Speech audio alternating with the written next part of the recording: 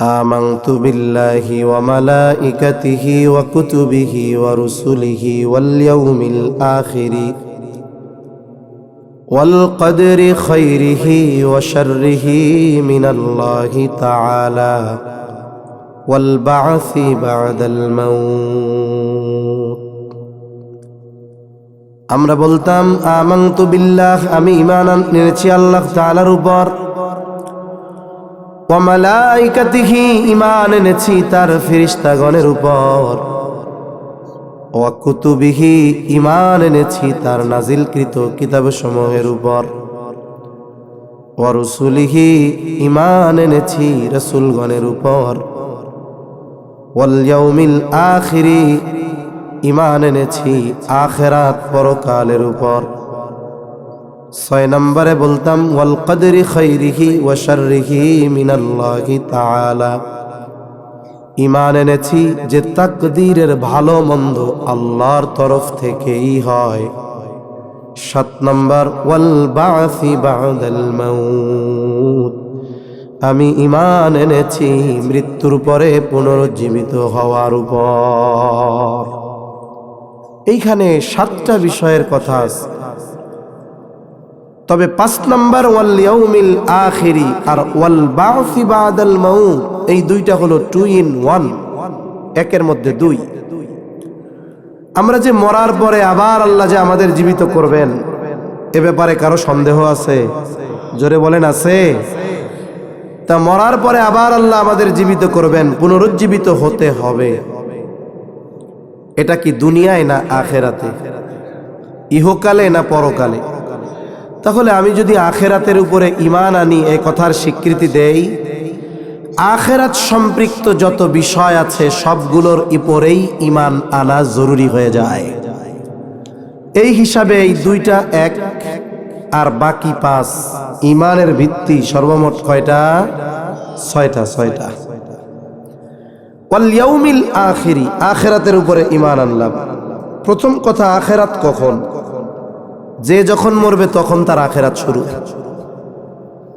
আমি যদি এখন মারা যাই, আমার আখিরাত শুরু। যে যখন মৃত্যুবরণ করে সাথে সাথে তার আখিরাত শুরু হয়ে যায়।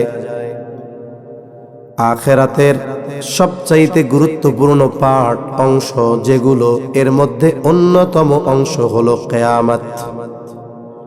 কিয়ামত এটা সংগঠিত হবেই। আর কিয়ামত এমন এক মহাসত্য, যেই কিয়ামতের ওয়াদা দিয়েছেন আল্লাহ, আর এই কিয়ামতের সত্যায়ন করেছেন আল্লাহর প্রেরিত সব নবী রাসূলগণ। সেই কিয়ামত সংগঠিত হবে, কোনো সন্দেহ নাই। পবিত্র কোরআনুল কারীমে আল্লাহ তাআলা কত সুন্দরভাবে সেই কিয়ামতের কথা জানায় দেন। যেই দিন আমাদেরকে পুনরুজ্জীবিত করা হবে, এর আগে আলমে বরজখ, কবর জগতে লম্বা একটা সময় আমাদের কাটাতে হবে। আলমে বরজখে কারো কবর জান্নাতের বাগান, কারোটা হবে জাহান্নামের গর্ত। যারটা জান্নাতের বাগান, ও মনে করবে এটাই জান্নাত। যারটা জাহান্নামের গর্ত, ও মনে করবে এটা জাহান্নাম। তবে আলমে বরজখের যেই নিয়ামত, ওটা জান্নাতের তুলনায় কিছুই না। আলমে বরজখের যেই শাস্তি, ওটাও জাহান্নামের শাস্তির তুলনায় অল্প। তবে যে শাস্তির মধ্যে থাকবে, ও মনে করবে এর চেয়ে কঠিন শাস্তি আর হতে পারে না। সবাই তো উঠবে কিয়ামতে, তাই না? যার কবরটা জাহান্নামের গর্ত, সে মনে করতেছিল এটাই জাহান্নাম, সেও উঠবে। এই ধরনের ব্যক্তি যারা কিয়ামতের ময়দানে উঠবার পর তাদের অভিব্যক্তি কেমন হবে? আল্লাহ তাআলা বলেন, তারা বলবে, ইয়া ওয়াইলানা মান বা'আসানা মিন মারকাদিনা, হায় দুর্ভোগ, কে আমাদেরকে আমাদের অবস্থান স্থল থেকে জাগায়া দিল। ওরা মনে করবে ওরা আযাবে ছিল না, ওরা আরামে ঘুমায়া ছিল।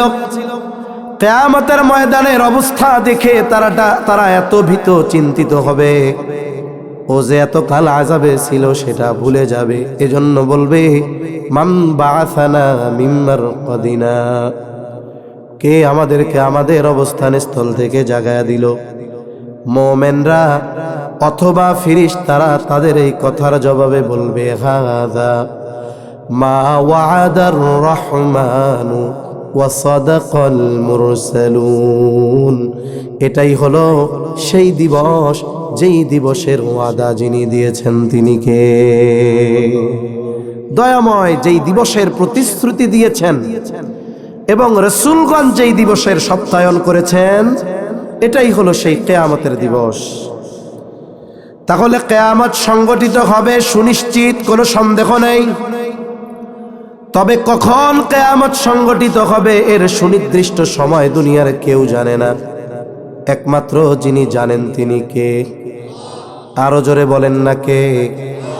একমাত্র আল্লাহ তাআলা জানেন। কেন? কারণ তিনি হলেন আলিমুল গায়েব, গায়েবের সব ইলম তার কাছে, দুনিয়ার আর কারো কাছে না। এই পাঁচটি বিষয়ের সর্বপ্রথম বিষয়টাই আল্লাহ তাআলা বলেন ইন্নাল্লাহা ইনদাহু ইলমুস সাআহ, নিশ্চয়ই কিয়ামতের ইলম তথা কিয়ামত কখন সংগঠিত হবে এর ইলম একমাত্র আল্লাহ তাআলার কাছে। দুনিয়ার কেউ জানে না কিয়ামত কখন সংগঠিত হবে, আমার আপনার নবীও জানেন না, ফেরেশতা জিবরাইল আলাইহিস সালামও জানেন না। কেন জানেন না? কারণ আমার আপনার নবী আলিমুল গায়েব নয়, জিবরাইল আলাইহিস সালাম আলিমুল গায়েব না। আলিমুল গায়েব একমাত্র যিনি তিনি কে? অথচ নবীজি জানায় দেন যে আমি আলিমুল গায়েব না। অনেক দলিল প্রমাণ দেওয়া যাবে। প্রসিদ্ধ একটা হাদিসের একটু অংশ আপনাদের সাথে মুযাকারা করি। একটি প্রসিদ্ধ হাদিস আছে, হাদিসের একটি নাম হলো হাদিসে জিবরিল, আর এক নাম হলো উম্মুস সুন্নাহ। হাদিসে জিবরিল কেন নাম? সাহাবায়ে কেরামের উপস্থিতিতে নবীজি সাল্লাল্লাহু আলাইহি ওয়াসাল্লামের কাছে জিবরাইল আলাইহিস সালাম মানবাকৃতিতে এসেছেন। এই যে জিবরাইল আলাইহিস সালাম আসছেন, কিছু প্রশ্ন করেছেন, নবীজি জবাব দিয়েছেন, আবার জিবরাইল আলাইহিস সালাম সত্যায়ন করেছেন। এই জন্য নাম হাদিসে জিবরিল। উম্মুস সুন্নাহ কেন নাম? মূলত এই হাদিসের মধ্যে উম্মতকে দ্বীনের মৌলিক বিষয়গুলো শেখানো হয়েছে। জিবরাইল আলাইহিস সালাম আসছেন, সাহাবায়ে কেরাম চিনতে পারে নাই ততক্ষণ, নবীজি পরিচয় জানান নাই যতক্ষণ। নবীজির কাছে আসছেন, হাঁটুর সাথে হাঁটু লাগায়া বসছেন। জিবরাইল আলাইহিস সালাম এক নাম্বার প্রশ্ন করতেছে, আখবিরনি আনিল ইসলাম। প্রশ্ন করতেছে রূহুল আমিন, জবাব দিবেন রহমাতুল লিল আলামিন। আপনি আমাকে ইসলামের ব্যাপারে বলেন, খবর দেন, ইসলাম কি জিনিস? এই প্রশ্নের জবাবে নবীজি এই পাঁচটা বিষয়ের কথা বললেন। এরপরে দ্বিতীয় প্রশ্ন, আখবিরনি আনিল ঈমান, আমাকে ঈমানের ব্যাপারে খবর দেন, ঈমান কি জিনিস? জবান খুলে বলেন, ঈমানের ভিত্তি কয়টা?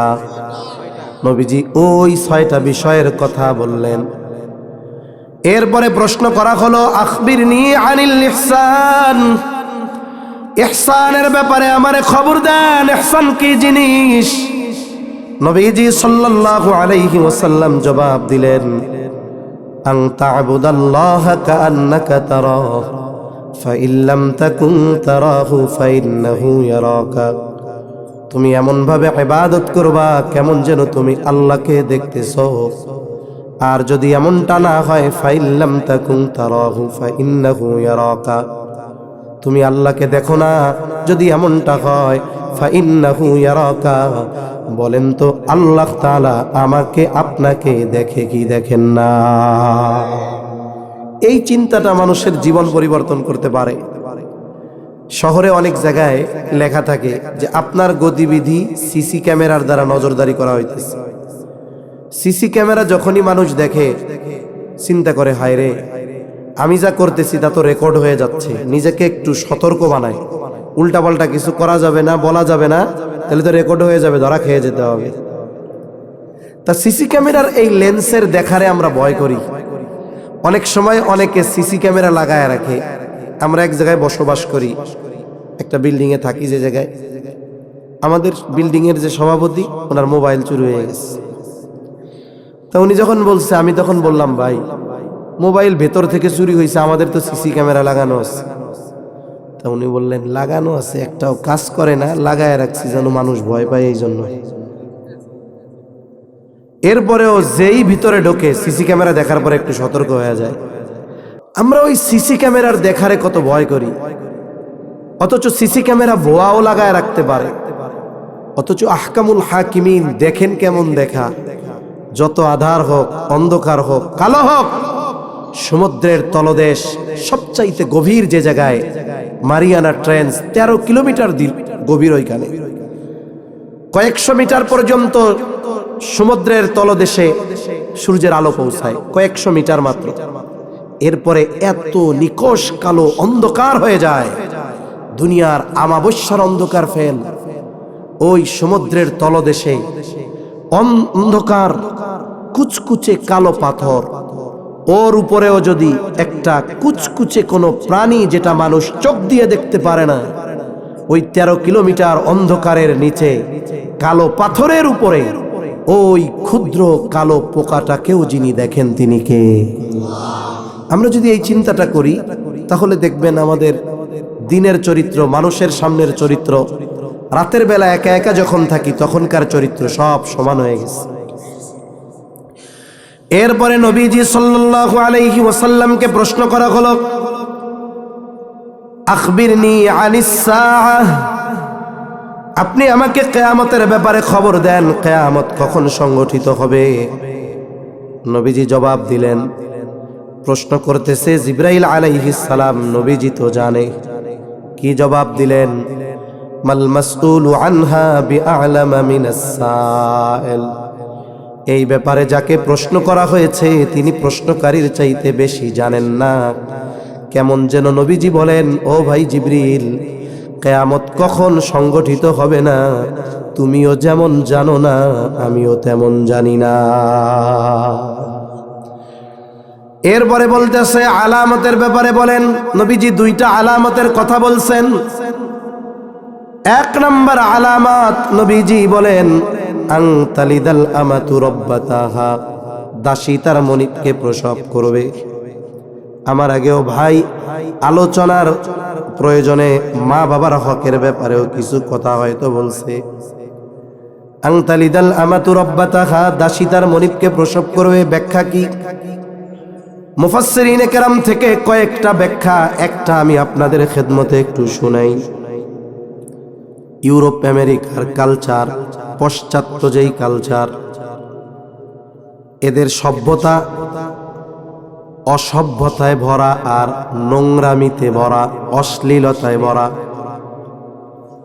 এদের কালচার হলো এইরকম, যদি উভয়ের সম্মতি থাকে, ছেলে মায়ের সাথে, বাবা মেয়ের সাথে, ভাই বোনের সাথে যদি জেনা ব্যভিচারে লিপ্ত হয়, উভয়ের সম্মতি যদি থাকে, এরা খারাপ মনে করে না। আর স্বামী স্ত্রী দুইজনে যদি একটু কিছু করে, যদি অভিযোগ দেয় স্ত্রী যে আমার সম্মতি ছিল না, ওরে জেলে বইরা জেলের ভাত খাওয়াবে, এই কালচার আমাদের দেশে আমদানির প্রচেষ্টা চলতেছে। আমরা মনে করতেছি যে এক আধিপত্য মাথার থেকে নামাইছি। না না, এতকাল ছিল ছোট এক বোঝা, এখন বড় এক বোঝা চাপানোর অপচেষ্টা চলতেছে। অভ্যন্তরীণ ভাবে হয়তো আমরা বুঝতে পারতেছি না, কিন্তু চলতেছে। এই ধরনের অপরাধ মুসলিম সমাজের মানুষ যতই গুনাহগার হোক না কেন, চিন্তা করাটাও সবচাইতে নিকৃষ্ট কাজগুলোর একটা মনে করে। এই ধরনের পাপাচারে লিপ্ত হয় না ঠিক, কিন্তু মায়ের সাথে সর্বোচ্চ অসদাচরণ, খারাপ ব্যবহার করার মানুষ এই সমাজের মধ্যে অভাব নাই। অনেক মায়ের ব্যাপারে এমন হয়, ছেলের বয়স 2 বছর, বাবা মারা গেছে, মা শুধুমাত্র সন্তানের চেহারার দিকে তাকায়া বিবাহ বন্ধনে আবদ্ধ হয় নাই, নিজের জীবন যৌবন মানুষের কথা শুনেছে, সন্তানটারে লালন পালন করে বড় বানাইছে। ঢাকা শহরে গেছে ছেলে, লেখাপড়া শিখে এখন অনেক বড় ব্যবসায়ী, টাকা পয়সার মালিক। সন্তানের ঢাকা শহরে 5 তলা 10 তলা বাড়ি, আর ওই মুহাব্বতের মা পড়ে আছে এই নওগাঁর সাপাহারের মনে করেন একটা গ্রামে, মাটির এক ঘরের মধ্যে, যেই ঘরের দেয়াল খসে খসে পড়তেছে, বৃষ্টি হলে উপর দিয়ে পানি পড়ে, কুয়াশায় উপর দিয়ে পানি পড়ে। অথচ যেই সন্তানের জন্য এত ত্যাগ আর এত কষ্ট, ওই সন্তান ঢাকা শহর 10 তলা বাড়ির মালিক। আফসোস, এই মায়ের বড় কপাল পোড়া, এই মায়ের জন্য সন্তানের 10 তলা বাড়ির নিচতলায়ও জায়গা হয় না। শত শত ঘটনা এই ধরনের। আমারও তো এমন লোকের কথা জানা আছে, বলে সন্তানরে অনেক পরিশ্রম করে দুনিয়ার লাইনে টাকা পয়সাওয়ালা বানাইছে, সন্তান টাকা পয়সার মালিক, বৃদ্ধ মা অসুস্থ, চলতে কষ্ট হয়, ওই মা সন্তানের বাসায় থাকে। বলে যেই বেলা ঘর মুছে দেয়, কাপড় ধুয়ে দেয়, ঘরের কাজ করে দেয়, ওই বেলা তার নসিবে খাবার জুটে। বৃদ্ধ মানুষ যেই বেলা কাজ করতে পারে না, কাজ কেন করতে পারলো না, এই জন্য খানা দেওয়া হয় না। আবার কত সন্তানের ব্যাপারে এমন ঘটনা শুনছি, একাধিক সন্তান আছে, মা বয়োবৃদ্ধ ঘরে পড়ে গেছে, সন্তান এখন বোঝা হয়ে গেছে। অথচ ওই সন্তানগুলো যখন ছোট, এক ছেলে যদি বলে এটা আমার মা, আর একজন আইসা মায়ের দেয় ওরে আমার মা, ঠিক কিনা বলেন? এই যে অবস্থা, একটা সময় মারে নিয়ে টানাটানি, এই মাই যখন বৃদ্ধ হয়ে যায়, ফুটবলের মতো হয়ে যায়। এ লাথি মাইরা কয় তুই পাল, ও কয় তুই পাল। এক জায়গায় ভাইয়েরা পরামর্শ করে করলো, কোন পুত্রবধূই সন্তানদের মাকে রাখতে রাজি না। এবার তারা পরামর্শ করে মাকে এক হায়েজ ভাড়া করে বস্তার মধ্যে ভরে অনেক দূরে অপরিচিত এক এলাকায় ওই বৃদ্ধ মাকে সন্তানেরা ফালায়া রাখছে। এই ঘটনাও বাংলাদেশে ঘটছে। এই ধরনের অসৎ আচরণ কিয়ামতের আলামত। এজন্য মা বাবা যত বৃদ্ধ হোক, মা বাবা আমাদের জন্য এই দুনিয়ার সবচাইতে বড় নিয়ামত। কিয়ামতের আগে এটা বাড়বে, তবে খবরদার আমাদের দ্বারা যেন এই ধরনের কাজ না হয়। তাহলে বলতেছিলাম, কিয়ামত কখন সংগঠিত হবে সুনির্দিষ্ট সময় একমাত্র আল্লাহ জানেন। তবে নবীজি সাল্লাল্লাহু আলাইহি ওয়াসাল্লাম কিয়ামতের আলামতগুলো আমাদের জানায় দিয়েছেন। আমি আপনাদের খেদমতে একটা হাদিস পাঠ করেছি। এই হাদিসে নবীজি সাল্লাল্লাহু আলাইহি ওয়াসাল্লাম 6টা বিষয়ের কথা বলেছেন। কয়টা বিষয়? একটু জোরে কোন কয়টা? নবীজি বলেন, এই 6টি বিষয় যতক্ষণ না সংগঠিত হবে ততক্ষণ পর্যন্ত কিয়ামত সংগঠিত হবে না। কয়টা বিষয়? আজকে তো মাহফিলের শেষ দিন না? একটা তাকবীর দেন, নারায়ে তাকবীর, নারায়ে তাকবীর। আচ্ছা, সর্বোচ্চ আধা ঘন্টা সময়। কষ্ট হবে না তো আপনাদের? কার কার কষ্ট হবে একটু হাত উঁচা করেন তো, আধা ঘন্টা থাকতে। ওই যে সত্য কথা কইছি, কষ্ট হইব? তাহলে আপনি জানগা। কিছু সত্যবাদী মানুষ সত্য কথা কইয়া দেয়, ভালো। এক জায়গায় আমারে কালেকশন করতে কইছে, আমি তো কালেকশন পারি না। এখন কি করবো? পাবলিক রে পেছে ফেলাইয়া টাকা নিতে হইব। এখন কইছি কি, ভাই আজকে রাত্রে আমি আপনাদের এলাকায় থাকতে চাই, কে কে আমারে রাত্রে রাখবেন একটু হাত উঁচা করেন। সবাই হাত উঁচা করছে। তা আমারে কি রাত্রে কিছু খাওয়াইবেন? তো হুজুর খাওয়াবো। আমি তো যাবো কালকে দুপুরের পরে, সকাল দুপুর। হ্যাঁ হুজুর খাওয়াবো। আপনারা পরিবারের সাথে যা খান তাই না, আলাদা কিছু খাওয়াবেন? হুজুর আলাদা কিছু খাবো, মুরগি টুরগি এইটাই। তার মানে 1-2 হাজার টাকা খরচ হবে, তাই না? হ্যাঁ, হাত নামান। সবার দাওয়াত কবুল করলাম, খাওয়ানো লাগবো না, 500 টাকা করে মাদ্রাসায় দেন। ও আল্লাহ, একজনও দেয় না। তা এইরকম জিজ্ঞাসা করছি এক মজলিসে, কে আমারে আজকে আপনাদের এলাকায় থাকতে চাইলে রাখবেন না? একেবারে দিল দিয়া কোন একজন হাত উঁচা করছে, হুজুর আমি রাখবো না। আমি বললাম, আপনি সত্য কথা বলছেন। এর মধ্যে অনেকে সত্য মিথ্যা বলে নাই, তবে সত্য গোপন করছে। তা যাই হোক, ওই ভাই হয়তো তালে তালে উঠায় ফেলছে, অসুবিধা নাই। 6টা বিষয় সংগঠিত না হওয়া পর্যন্ত কিয়ামত সংগঠিত হবে না। قال رسول الله صلى الله عليه وسلم لا تقوم الساعة حتى يقبض العلم। নবীজি সাল্লাল্লাহু আলাইহি ওয়াসাল্লাম বলেন, কিয়ামত ততক্ষণ পর্যন্ত সংগঠিত হবে না যতক্ষণ না ইলম উঠিয়ে না নেওয়া হবে। তার মানে কিয়ামতের আগে আল্লাহ তাআলা ইলম উঠায়া নিয়ে যাবে। স্বাভাবিকভাবে আমরা কোরআন হাদিসের উৎস বা ইলমের উৎস মনে করি কোরআন হাদিস, কোরআন সুন্নাহ ইলমের উৎস। ছোটবেলায় আমরা গল্প শুনতাম কিয়ামতের আগে আল্লাহ কোরআন হাদিস উঠায়া নিয়ে যাবে, মানে ইলম উঠায়া নিয়ে যাবে। এই কথাটা গ্রামের মানুষ ওনাদের ভাষায় বলতো, কিয়ামতের আগে আল্লাহ কোরআন হাদিস উঠায়া নিয়ে যাবে। তা কোরআন হাদিস আল্লাহ যে উঠায়া নিবে এর পদ্ধতিটা কি, সিস্টেমটা কি? ইলম আল্লাহ উঠায়া নিবে এর একটা পদ্ধতি সিস্টেম আছে না? তা ওনারা বলতো কেমনে উঠায়া নিবে, তা ওনারা গল্প বলতো। গল্পটা শোনাইতেছি আর কি। একদিন ফজরের নামাজে ইমাম সাহেব নামাজে দাঁড়াবেন, তাকবীরে তাহরিমা বলবেন, হাত বাঁধার পরে সানা পড়বেন, আউযু বিল্লাহ বিসমিল্লাহ পড়বেন। ফজরের নামাজে কেরাত জোরে না আস্তে। এবার ইমাম সাহেব কোন সূরা তিলাওয়াত করবে বলেন তো? সূরা ফাতিহা। এখন ইমাম সাহেব দাঁড়ায় আছে, নড়েও না, চড়েও না, কিছু পড়েও না। স্বাভাবিকভাবে ইমাম সাহেব যদি কেরাত ভুলে যায়, যেমন রোজার মাসে তারাবিতে বেশি দেখা যায়, হাফেজ সাহেব এক টানে সূরা ফাতিহা শেষ, গায়রিল মাগদুবি আলাইহিম ওয়ালাদ-দাল্লিন। এরপরে তুমি একটা পৃষ্ঠা শুরু করবে। যখন 1 সেকেন্ড 2 সেকেন্ড পার হয়ে যায়, কিছু কয়ও না। এবার পেছন থেকে আরেকজন হাফেজ সাহেব পৃষ্ঠার শুরুর 1-2টা শব্দ যখন বলে দেয়, যেখানে চলে আসে পড়া শুরু করে দেয়। ইমাম সাহেব চিন্তা করে আমার সূরা ফাতিহা মনে পড়তেছে না, মুক্তাদি মনে করায়া দিবে। গল্প, কিন্তু মুক্তাদিও সূরা ভুলে গেছে। ইমাম সাহেব কিছু সময় দাঁড়ায় থাকার পর নামাজ ছেড়ে দিবে। মসজিদের তাকে রাখা কোরআন হাতে নিয়ে সূরা ফাতিহা একটু দেখার ইচ্ছা করবে। হায় রে, কোরআন শরীফ খুলবে, খুলে দেখবে কোরআনের পাতাগুলো সব সাদা হয়ে গেছে। তার মানে কোনো লেখা নাই, কিচ্ছু নাই। গ্রামের মানুষেরা বলতো এইভাবে এক রাত্রিতে আল্লাহ তাআলা গোটা পৃথিবীর কোরআন হাদিসের লেখা উঠায় নিয়ে যাবে। এইভাবে কইতো আর কি, এটা গল্প, সুবহানাল্লাহ কওয়ার দরকার নাই। এইভাবে উঠায় নিয়ে যাবে কোরআন হাদিস।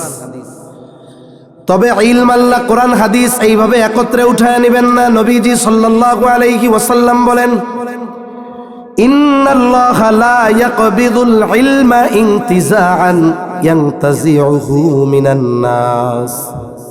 আরেকটা বর্ণনা আছে ইয়ানতাজিউহু মিনাল ইবাদ। আল্লাহ তাআলা তার বান্দার অন্তর থেকে একসাথে ইলম উঠায় নেবেন না। এমনটা হবে না এক রাত্রিতে গোটা পৃথিবীর সব হাফেজে কোরআন ভুলে যাবে কোরআন শরীফ। যাদের হাদিস মুখস্থ, হাফেজে হাদিস যারা, যাদের যতটুকু মুখস্থ আছে সব ভুলে যাবে, এমন হবে না। একত্রে আল্লাহ তাআলা ইলম উঠায় নিবেন না। তবে ইলম আল্লাহ কিভাবে উঠায় নিবেন? নবীজি বলেন, ওয়ালাকিন ইয়াকবিদুল ইলমা বিকবদিল উলামা। বরং আল্লাহ তাআলা আলেমদেরকে উঠিয়ে নেওয়ার মাধ্যমে ইলম উঠায় নিয়ে যাবে। আলেমরা উঠে যাওয়ার, চলে যাওয়ার মাধ্যমে ইলম আস্তে আস্তে চলে যাবে। কোরআন হাদিস থাকবে, কিন্তু এই যে এখনকার কোরআন শরীফ এমদাদিয়া লাইব্রেরি, কত সুন্দর পৃষ্ঠা, কত সুন্দর ছাপা। এর চেয়েও সুন্দর বাইন্ডিং ছাপার কোরআন বাজারে আছে না নাই? এত সুন্দর আছে, অনেক কালারে লেখা। একফা গুন্না সবুজ কালার, ওয়াজিব গুন্না হলুদ কালার, এদগামে বাগুন্না নীল কালার। কত সুন্দর বাইন্ডিং করা। এই পৃষ্ঠা পানিতে ভিজলে ছিঁড়ে যাবে। ওয়াটারপ্রুফ পেজ, পানিতে ভিজবে না। কত উন্নত। আমরাও ছোটবেলায় কোরআন শরীফ দেখছি ছাপা এরকম পড়তে গিয়া তারে কইতাম সা সারে কইতাম ফা, এর মানে এমন এক অবস্থা হয়ে যাইতো ছাপাখানার উল্টা পাল্টা মেশিন ভালো না, তার উপরে একটা ফোঁটা পড়ে যায় সা হয়ে যাইতো, ফার পাশে আর একটা ফোঁটা পড়ে কফ হয়ে যাইতো। পরে হাফেজ সাহেবরা ঠিক করে দিত হুজুররা।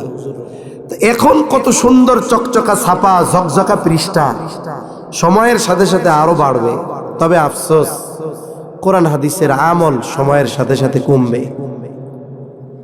নবীজি সাল্লাল্লাহু আলাইহি ওয়াসাল্লাম বলেন, ইউশিকু আন ইয়াতিয়া আলান নাসি জামান লা ইয়াবকা মিনাল ইসলামি ইল্লা ইসমুহু ওয়া লা ইয়াবকা মিনাল কুরআনি ইল্লা রাসমুহু। নবীজি সাল্লাল্লাহু আলাইহি ওয়াসাল্লাম বলেন, অচিরেই এমন এক জামানা আসবে শুধু ইসলাম নামে বাকি থাকবে, বাস্তবে ইসলাম থাকবে না, ব্যক্তিগত জীবনে থাকবে না, পারিবারিক জীবনে থাকবে না, সামাজিক জীবনে থাকবে না, রাজনৈতিক জীবনে থাকবে না, অর্থনৈতিক জীবনে থাকবে না, রাষ্ট্রীয় জীবনে থাকবে না, কিন্তু দেশে ইসলামী ব্যাংকের অভাব হবে না। বুঝেন নাই? নামে ইসলাম থাকবে, জিজ্ঞাসা করবে তোমার দিন কি, ধর্ম কি? ইসলাম। মুসলিম আমি, আমার জীবন ব্যবস্থার নাম ইসলাম, কিন্তু বাস্তবে মুখে আছে, প্র্যাকটিক্যালে নাই, সামাজিকভাবে ইসলাম নাই, এটাই বাস্তব। ব্যাখ্যার দিকে আমি যাব না। এরপরে আল্লাহর নবী বলেন, ওয়ালা ইয়াবকা মিনাল কুরআনি ইল্লা রাসমুহু। কোরআন শুধু লেখায় থাকবে, আমলে থাকবে না।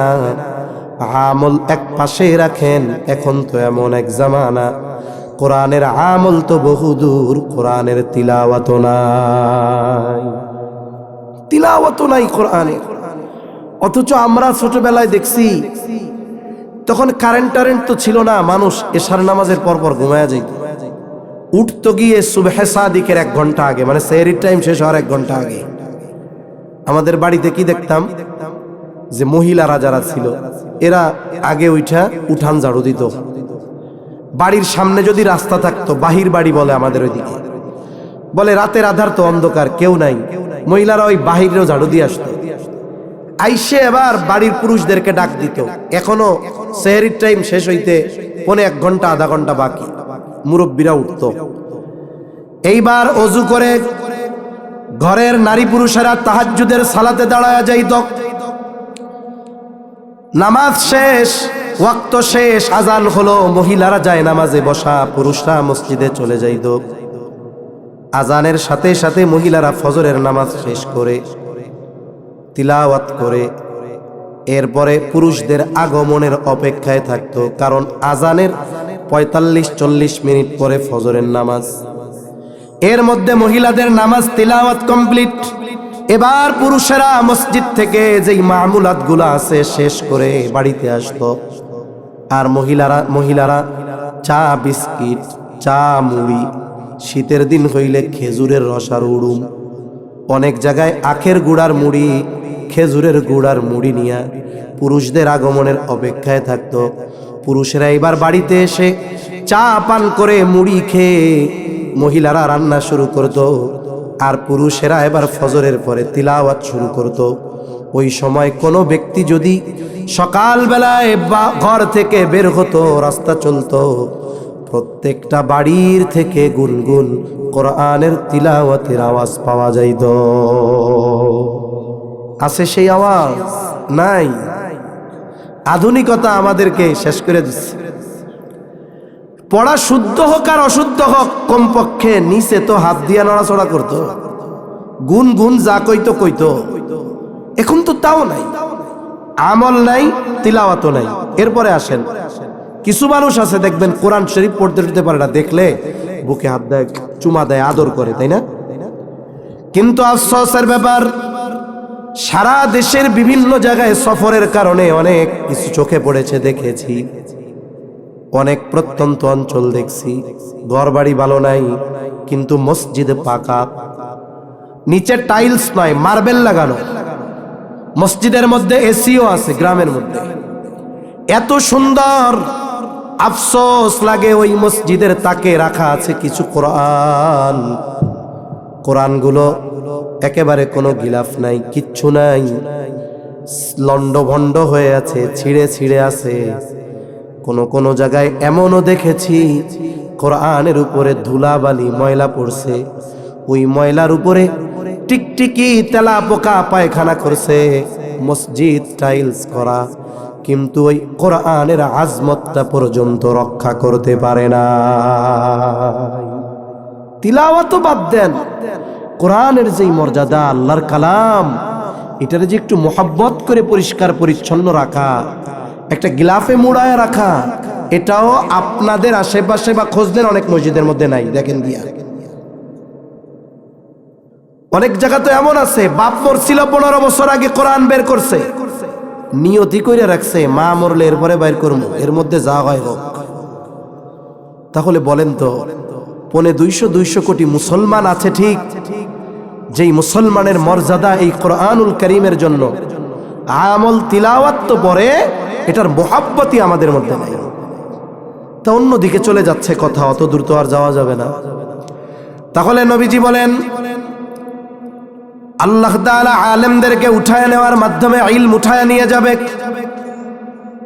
আজ থেকে 50 বছর আগে যেই সমস্ত আলেমরা আমাদের এই দেশে ছিলেন, পরবর্তীতে দুনিয়া থেকে ওনারা গেছেন, সমকালীন মুরব্বী যারা দুনিয়া থেকে গেছেন, শাইখুল ইসলাম আল্লামা শাহ আহমদ শফি রহমাতুল্লাহি আলাইহি, জুনাইদ বাবু নগরী রহমাতুল্লাহি আলাইহি, কিছুদিন আগে ইন্তেকাল করেছে পটিয়া মাদ্রাসার প্রধান মুফতি আহমদুল হক রহমাতুল্লাহি আলাইহি, হাটহাজারী মাদ্রাসার প্রধান মুফতি আব্দুস সালাম চট্টগ্রামী রহমাতুল্লাহি আলাইহি, ফকিহুল মিল্লাত আব্দুর রহমান সাহেব রহমাতুল্লাহি আলাইহি, একের পর এক এই 2, 4, 10 বছর বা 2000 সালের পর থেকে যারা দুনিয়া থেকে চলে গেছে, ওনারা চলে যাওয়ার পর ওনাদের চেয়ার কিন্তু খালি নাই।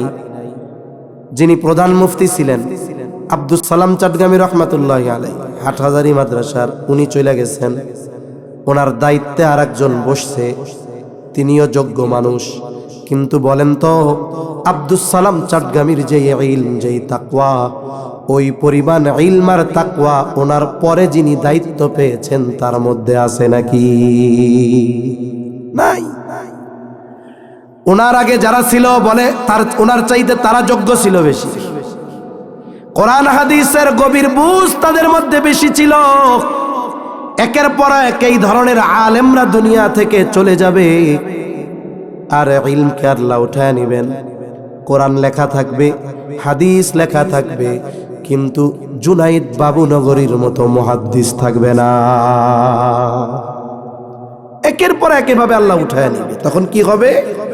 জাহেলদেরকে মানুষ ধর্মীয় নেতা হিসাবে গ্রহণ করবে, ফতোয়া জিজ্ঞাসা করবে, জাহেল ও ফতোয়া দিবে, আমল করবে, আর দুইটাই গোমরাহি হবে, পথভ্রষ্ট হবে দুইটাই।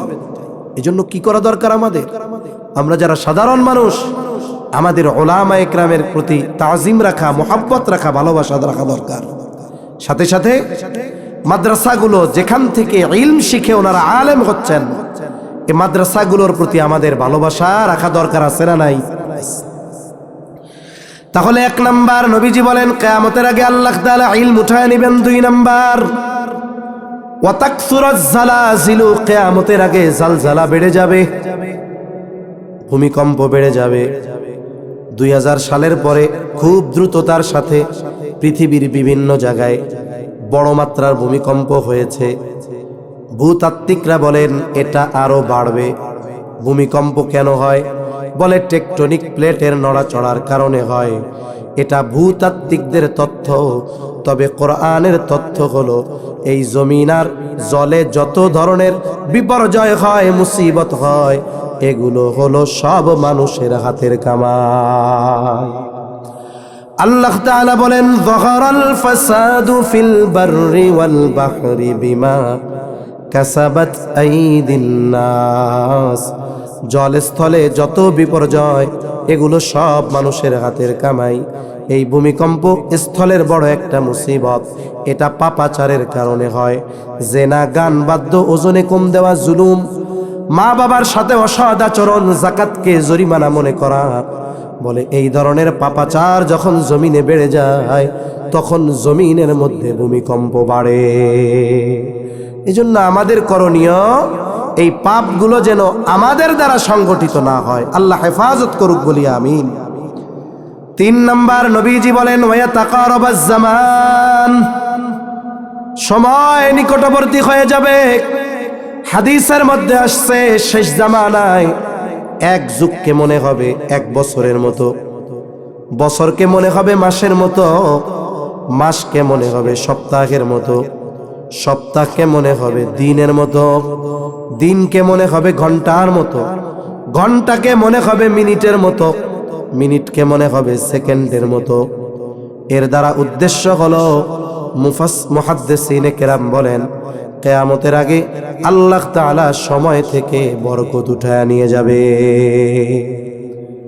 জাস্টিস মুফতি তকি উসমানী দামাত বারাকাতুহুমুল আলিয়া হযরত সময়ের মূল্য নিয়ে বয়ান করতে গিয়ে বলেন, সময় হলো এমন এক জিনিস মানুষ ব্যবহারের মাধ্যমে সময়কে প্রলম্বিত করতে পারে, আবার ব্যবহারের কারণে সময় বরকতহীন হয়ে যায়, সংকুচিত হয়ে যায়।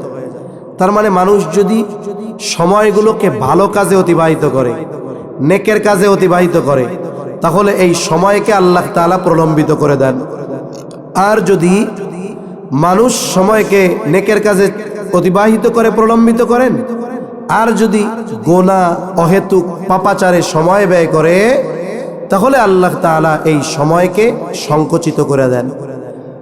অল্প সময়ের মধ্যে মনে হয় যে অনেক সময় চলে গেছে। একটা উদাহরণ দিব, কষ্ট হইতেছে না তো?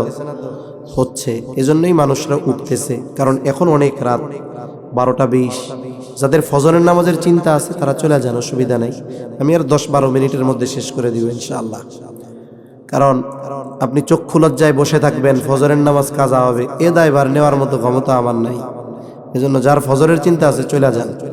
অনেক সময় আমি একজন শ্রোতারে এরকম ওয়াজ করি, একজন। কারণ কেন? কিছু শ্রোতা এগুলা থাকে নির্ভেজাল। যেমন মাগরিবের পরে যে জায়গায় বয়ান করব মনে করেন, যদি কোনো শ্রোতা আসে আমার কাছে এগুলারে খাঁটি মনে হয়, আর যদি উত্তরবঙ্গে হয় এটারে মনে হয় যে একেবারে অ্যাসিড দিয়ে পোড়ানো খাঁটি সোনা। কারণ অনেক জায়গায় তো এমন আছে এসার আগে মাইকি বাজায়, আছে না নাই? আছে। এজন্য যাদের ফজরের নামাজের পেরেশানি আপনারা চলে যান, আর যারা আছেন 10-12 মিনিট একটু যদি থাকা যায় থাকে। যেমন দেখেন অনেক সময় ইমামের যদি নামাজে স্বাভাবিক কেরাতের চাইতে কেরাত লম্বা করে ইমাম, মনে করেন অন্যান্য দিন ফজরের নামাজে 10 মিনিট লাগে, আজকে 15 মিনিট লাগছে। অন্যান্য দিন প্রথম রাকাতের রুকু দেয় 5:40, ফজর শুরু হইলে 5:44, আজকে 45 বাজে প্রথম রুকুতে যায় না। কারণ এখন তো মসজিদের সামনে ঘড়ি আছে, মুসল্লিরা ঘড়ি দেখতে পারে, এটাও এক মুসিবত। এখন এই ঘড়ি দেখার সময় কিরে 44 রুকুতে যাওয়ার কথা, 5:40 বেজে গেল, এখনো যায় না কেন? কিছু মুসল্লির এখন সিগন্যাল দেয়। সিগন্যাল বলেন তো জাতীয় সিগন্যালটা কি? বাংলাদেশের মধ্যে এই প্রান্ত থেকে ওই প্রান্তে গেলে ভাষাগত তারতম্য আছে অনেক, কিন্তু মাশাআল্লাহ এই সিগন্যালের মধ্যে কোনো তারতম্য নাই, সারা দেশে একই সিগন্যাল। এখন 5:40 বেজে 46 ইমাম সাহেব রুকুতে যায় না, পেছন থেকে ওনারে অনুসরণ করে আর এক দল শুরু করে সিগন্যাল। ইমাম সাহেব চিন্তা করছিল যে অন্যান্য দিন 1 পৃষ্ঠা পড়ি, কালকে শুক্রবার কাজ কাম নাই, আজকে সূরা দাহারটা একবারে 1 রাকাতে পড়ি, অথবা অন্য কোনো সূরা 1 রাকাতে শেষ করি, একটু লম্বা সময় লাগছে। নামাজ শেষ হইতে অন্যান্য দিনের তুলনায় সময় কয় মিনিট বেশি লাগছে, অথচ 5 মিনিটের জায়গায় যখন 2 মিনিট হয়েছে কাশি শুরু হয়ে গেছে। আসলো কিসের থেকে? বলেন অধৈর্য থেকে। অধৈর্য কেন আসছে? মনে হচ্ছে যে অনেক লম্বা হচ্ছে কেরাত। তার মানে কি? তিলাওয়াতের সময়টা আমার আপনার কাছে কি মনে হইতেছিল? লম্বা। 5:50 মসজিদ থেকে উনি বের হয়েছে, বা 6টায় বের হয়েছে। 5 মিনিট নামাজে বেশি সময়, ওই সময়টা কাটাইছে কিসের মধ্যে? আল্লাহর সাথে কথা বলার মধ্যে কাটছে। ওইটা দুনিয়ার সবচাইতে গুরুত্বপূর্ণ ইবাদতের মধ্যে কাটছে। কারণ বান্দা যখন নামাজে ঢুকে দুনিয়ার অনেক বৈধ কাজ সাময়িক নিষিদ্ধ হয়ে যায়। কেন? এই সময় কথা চলে কার সাথে? আল্লাহর সাথে। অথচ এই 5 মিনিট তার কাছে অনেক বেশি লাগছে। ওই লোক ফজর নামাজ শেষ করে মসজিদ থেকে বের হয়ে 6টায় চায়ের দোকানে বসছে আর 11টায় বাড়ি গেছে। কয় ঘন্টা? জোরে বলেন, কয় ঘন্টা? 5 মিনিট সহ্য হয় নাই, নামাজের মধ্যে কুক্কুর কুক্কুর মারা শুরু হয়ে গেছে। অথচ 5 ঘন্টা চায়ের দোকানে বসে আছে, কষ্ট হয় নাই? মনে হয়েছে চোখের পলকে 5 ঘন্টা সময় চলে গেছে।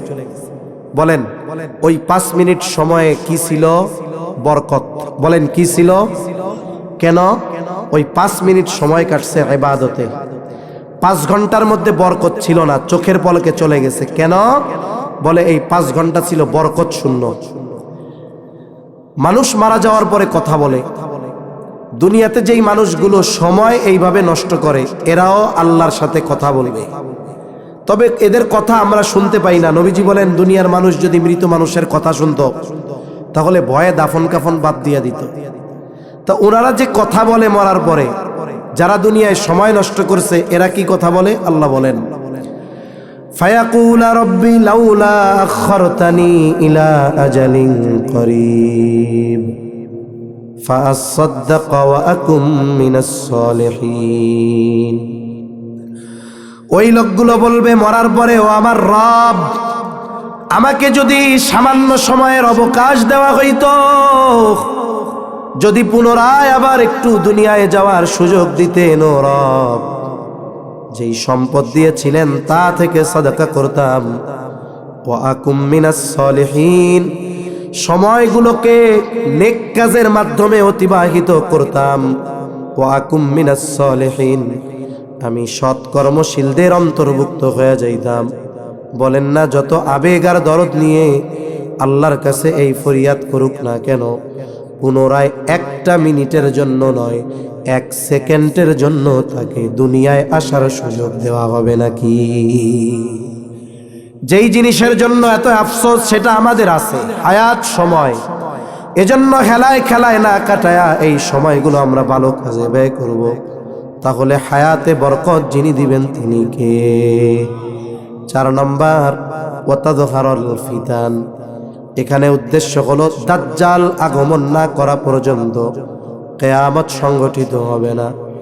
নবীজি বলেন কিয়ামতের আগে দাজ্জাল এই উম্মতের জন্য সবচাইতে বড় ফিতনা। আর নবীজি উম্মতের প্রতি রহম দিল, আমল শিখায়া দিছেন। নবী জুমার দিন সূরা কাহাফ তিলাওয়াত করলে আল্লাহ তাআলা দাজ্জালের ফিতনা থেকে হেফাজত করবে।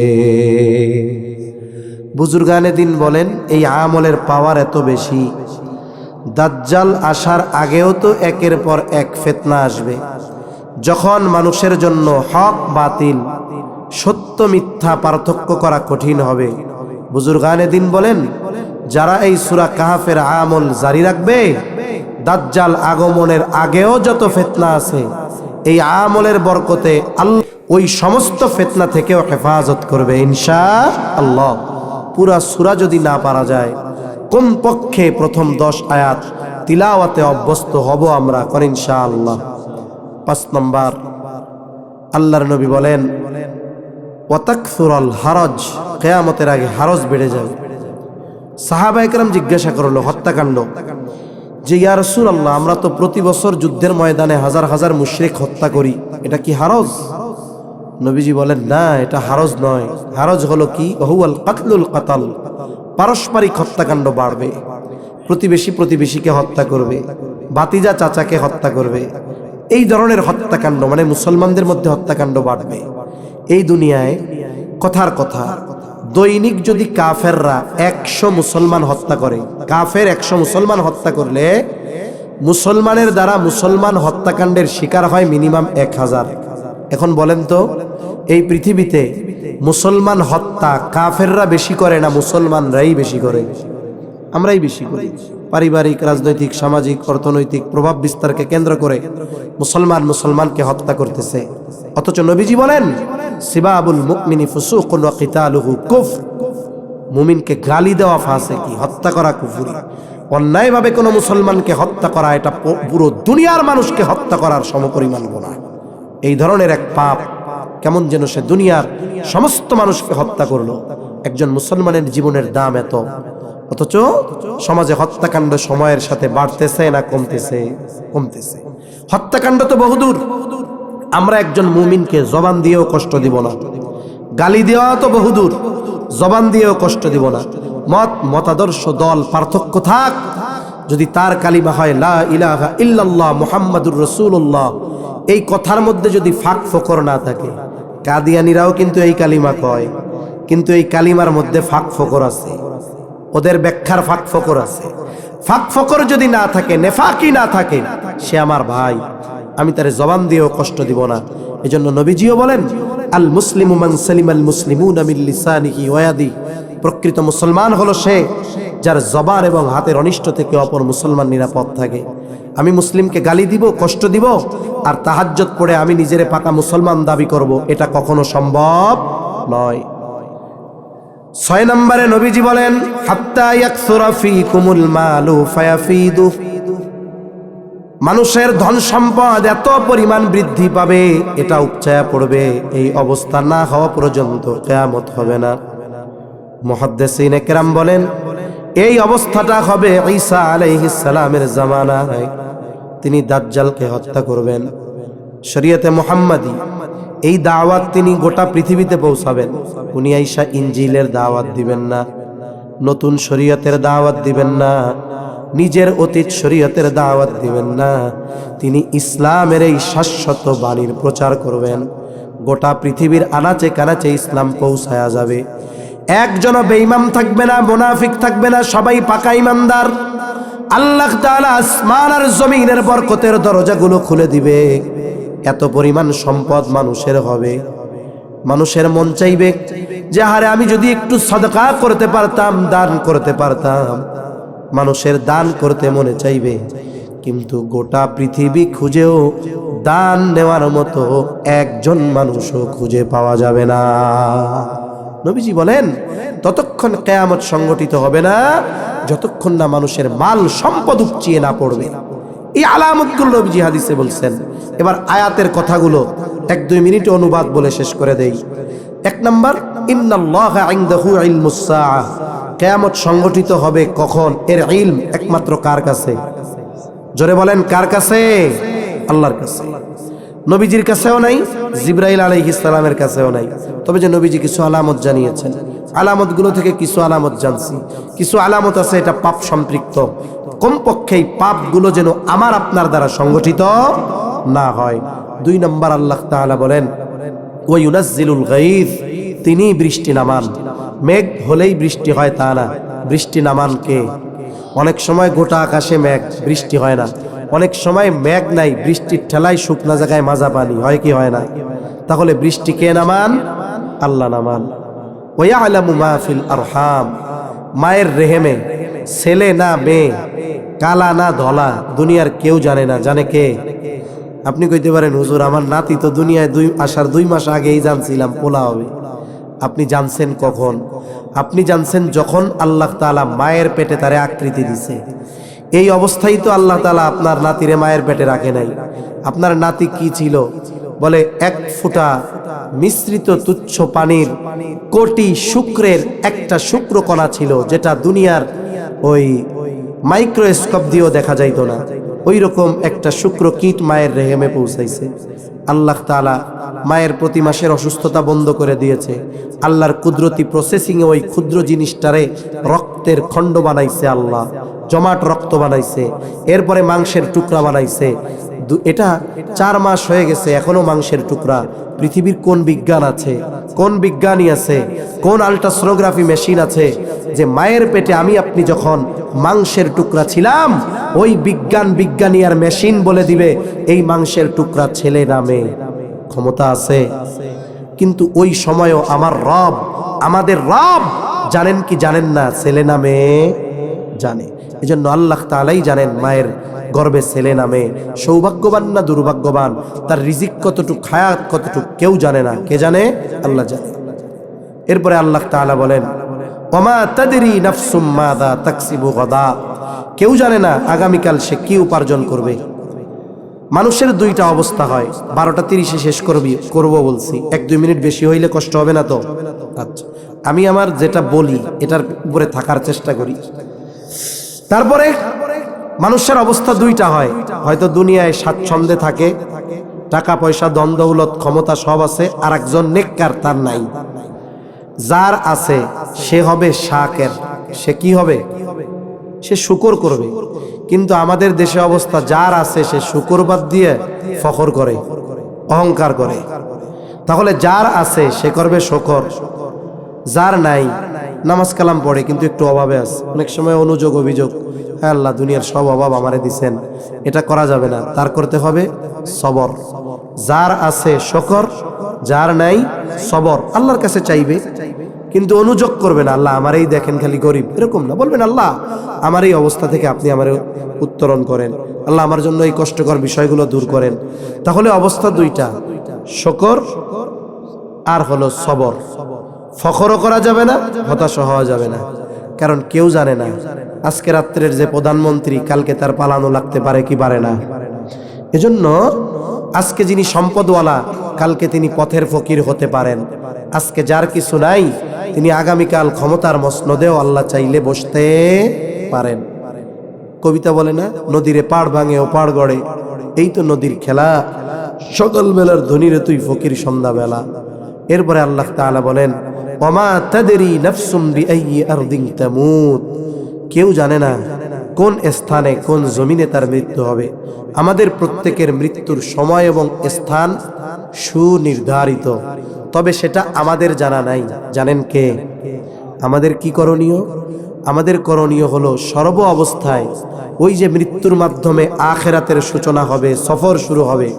সফরে গেলে পাথেও লাগে না, সামান লাগে না সফরের। আমাদের উচিত হবে ওই সামান সব সময় সংগ্রহে রাখা, এটাই হলো বুদ্ধিমানের কাজ। কারণ কখন কোন জায়গায় মৃত্যুর ডাক চলে আসে বলা যায় না।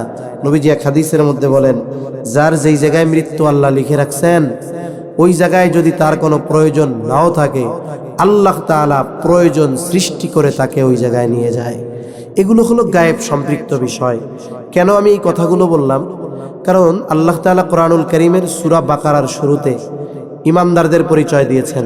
যদিও ইমানদারদেরকে এই জায়গায় মুত্তাকিন বলে অভিহিত করা হয়েছে, ইমান যে আনে সেই মুত্তাকি, তবে এটা হলো তাকওয়ার প্রাথমিক স্তর।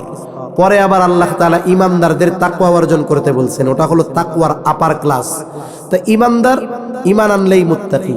সেই ক্ষেত্রে এই জায়গায় আল্লাহ ইমানদারদের পরিচয় দিতে গিয়ে প্রথমেই বলেন আল্লাযীনা ইউমিনুনা বিল গায়ব। ইমানদার কারা? যারা অদৃশ্য গায়েবের উপরে ঈমান আনছে। আর কিয়ামত আখিরাত এগুলো গায়েব সম্পৃক্ত বিষয়।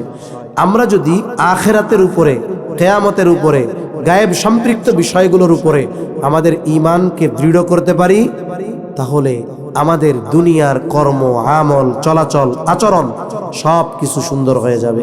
আল্লাহ সুবহানাহু ওয়া তাআলা আমাদের সবাইকে কথাগুলো বুঝবার তৌফিক দান করেন। জবান খুলে বলি আমিন, আরো জোরে বলি আমিন। ওয়া আখিরু দাওয়ানা আলহামদুলিল্লাহি রাব্বিল আলামিন। আসসালামু আলাইকুম ওয়া রাহমাতুল্লাহি ওয়া বারাকাতুহু। দুরূদ শরীফ পড়ি। আল্লাহুম্মা সাল্লি আলা মুহাম্মদ ওয়া আলা আলি মুহাম্মাদিন কামা সাল্লাইতা আলা ইব্রাহিম ওয়া আলা আলি ইব্রাহিম ইন্নাকা হামিদুম মাজিদ। আল্লাহুম্মা বারিক আলা মুহাম্মদ ওয়া আলা আলি মুহাম্মদ কামা বারাকতা আলা ইব্রাহিম ওয়া আলা আলি ইব্রাহিম ইন্নাকা হামিদুম মাজিদ। আলহামদুলিল্লাহি রাব্বিল আলামিন ওয়াল আকিবাতু লিল মুত্তাকিন والصلاة والسلام على خير خلقه محمد وعلى آله وأصحابه أجمعين. ربنا ظلمنا أنفسنا وإن لم تغفر لنا وترحمنا لنكونن من الخاسرين. ربنا آتنا في الدنيا حسنة وفي الآخرة حسنة وقنا عذاب النار. ربنا لا تزغ قلوبنا بعد إذ هديتنا وهب لنا من لدنك رحمة إنك أنت الوهاب. وأفوض أمري إلى الله إن الله بصير بالعباد. হাসবুনাল্লাহু ওয়া নি'মাল ওয়াকিল, নি'মাল মাওলা ওয়া নি'মান নাসির। রব্বুল আলামিন, গভীর রাত পর্যন্ত দ্বীনি আলোচনার পরে গুনাহ মাখা হাত আমরা তুলে ধরেছি। আয় আল্লাহ, যে যেখান থেকে হাত উঁচু করেছে প্রত্যেকের জীবনের সব গুনাহগুলো মাফ করে দেন। আমাদের আত্মীয় স্বজন দেশ বিদেশে যে যেখানে আছে মাফ করে দেন। যারা দুনিয়া ছেড়ে চলে গেছে, আয় আল্লাহ, যারা দুনিয়া ছেড়ে চলে গেছে মাফ করে কবরগুলো জান্নাতের টুকরো বানায় দেন। খাস করে আল্লাহ, আজকের এই মাহফিল কবুল করে নেন। ইত্তেফাকুল উলামা এই সংগঠন কবুল করে নেন। আল্লাহ, সদস্যদের কবুল করেন। সদস্যদের মধ্যে অনেকের মা বাবা দুনিয়া ছেড়ে চলে গেছে, আল্লাহ তাদের মা বাবাদেরকে আপনি জান্নাতে উচ্চ মাকাম দান করেন। অনেকের আত্মীয় স্বজন সন্তান অসুস্থ, দোয়া চেয়েছে, আল্লাহ সকলকে আপনি সুস্থতা দান করেন। রব্বুল আলামিন, 2 দিন ব্যাপী উলামা হযরত যত কিছু আলোচনা করেছেন, যে যতটুকু শ্রবণ করেছে, প্রয়োজনীয় কথাগুলো স্মরণ রেখে আমলের কথাগুলো আমলে পরিণত করার তৌফিক দান করেন। মাহফিল কিয়ামত পর্যন্ত জারি রাখার জিম্মাদারি আপনি নেন। আল্লাহ, মাহফিল কামিয়াবির জন্য অর্থ দিয়ে, শ্রম দিয়ে, পরামর্শ দিয়ে যে যেভাবে সহযোগিতা করেছে, আল্লাহ সকলের সকল প্রকার সাহায্য সহযোগিতা আপনি কবুল আর মঞ্জুর করে নেন। রব্বুল আলামিন, উলামা ইকরাম যারা আছেন, আল্লাহ সকলকে দীর্ঘনেক হায়াত আপনি দান করেন। রব্বুল আলামিন, উলামা ইকরামের সাথে মহব্বত, উলামা ইকরামের পরামর্শের আলোকে জীবন অতিবাহিত করার তৌফিক আপনি দান করেন। রব্বুল আলামিন, খাস করে তামাম দুনিয়ার মুসলমানদের জানমাল হেফাজত করেন। যেখানেই মুসলমানেরা মাজলুম, আপনি তাদের সাহায্যকারী হয়ে যান। আয় আল্লাহ, আমাদের একে অপরের প্রতি হৃদ্রতা, ভালোবাসা আপনি বাড়ায়া দেন।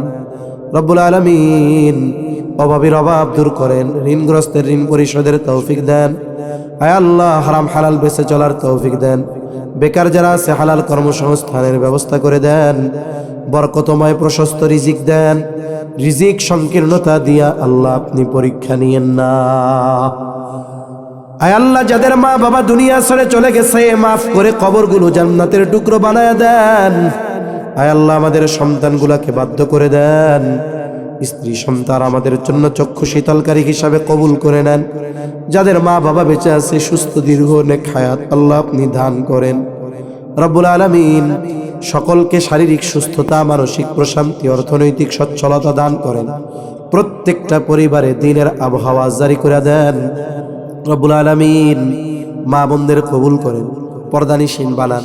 5 ওয়াক্ত নামাজ যথাযথভাবে আদায় করার তৌফিক দেন। আমাদেরকেও সকল প্রকার পাপাচার, অনাচার, অশ্লীলতা থেকে বেঁচে থাকার তৌফিক ও হিম্মত দেন। রব্বুল আলামিন, আগত অনাগত যত ধরনের ফিতনা আছে, আল্লাহ হয়তো আসবে, সকল ফিতনা থেকে আল্লাহ আপনি আপনার কুদরতের মাধ্যমে, রহমতের মাধ্যমে আমাদের হেফাজত করেন। রব্বুল আলামিন, আমাদের দেশের উপরে খাস রহমত নাজিল করেন। আসমানি জমিনি সকল প্রকার বালা মুসিবত থেকে হেফাজত করেন। আয় আল্লাহ, দ্বীনের ব্যাপারে, ইসলামের ব্যাপারে, দেশের ব্যাপারে দলমত নির্বিশেষে ঐক্যবদ্ধ থাকার তৌফিক দান করেন। আল্লাহ, যারা ইসলাম নিয়ে, দ্বীন নিয়ে ষড়যন্ত্র চক্রান্তে লিপ্ত, আল্লাহ তাদের সকল ষড়যন্ত্র চক্রান্তকে আপনি ধ্বংস করে দেন। রব্বুল আলামিন, বেনামাজিদের নামাজি বানান, সুন্নাতবিহীন মানুষগুলারে সুন্নাতওয়ালা বানায়া দেন। মাহফিলকে এলাকার হেদায়েতের জরিয়া বানায়া দেন। আয় আল্লাহ, কার মনে কি চাওয়া জানি না, সবার মনের নেক চাওয়া, নেক আশা আপনি কবুল করেন। আমাদেরকে সব ধরনের কল্যাণ দেন, সব কল্যাণ থেকে হেফাজত করেন। রব্বুল আলামিন, পরকালের ডাক কোন সময় চলে আসে বলা যায় না। হায়াত সময় নির্ধারিত, এখান থেকে বাসায় ফিরে যেতে পারবো কিনা জানি না। হায় আল্লাহ, হতে পারে আমাদের মধ্যে কারো নাম হয়তো আসমানি দপ্তরে ইতিমধ্যে মৃত বলে লেখা হয়ে গেছে। হতে পারে কারো কাফনের কাপড় বাজারের কাপড়ের দোকানে চলে আসছে, আল্লাহ। হতে পারে কারো কবরের বাঁশ ঝাড়ের মধ্যে পেকে গেছে। হতে পারে কারো কবরের চাটাইয়ের দোকানে চলে আসছে, আল্লাহ। এই পৃথিবী তো যেমন আছে পড়ে রবে, আমরা থাকবো না। সূর্য পূর্ব দিক দিয়া উঠবে, পশ্চিম দিক দিয়া ডুববে। এ পৃথিবী যেমন আছে তেমনি পড়ে রবে।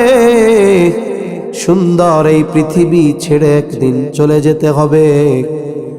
মালাকুল মউত যখন মৃত্যুর পয়গাম নিয়ে হাজির হবে, ও রব আপনি আপনার প্রত্যেকটি গোলামের জবানে তাওহীদের কালিমা নসিব করে দিয়েন।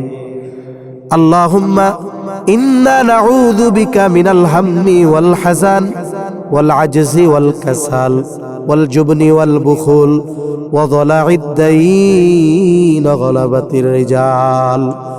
رب اجعلني مقيم الصلاة ومن ذريتي ربنا وتقبل دعاء ربنا اغفر لي ولوالدي وللمؤمنين يوم يقوم الحساب ربنا هب لنا من أزواجنا وذرياتنا قرة أعين وجعلنا للمتقين إماما رب ارحمهما كما ربياني صغيرا رب ارحمهما كما ربياني صغيرا اللهم وفقنا لما تحب وترضى من القول والعمل والفعل والنية والهدي إنك على كل شيء قدير وصلى الله تعالى على خير خلقه محمد وعلى آله وأصحابه أجمعين آمين برحمتك يا أرحم الراحمين.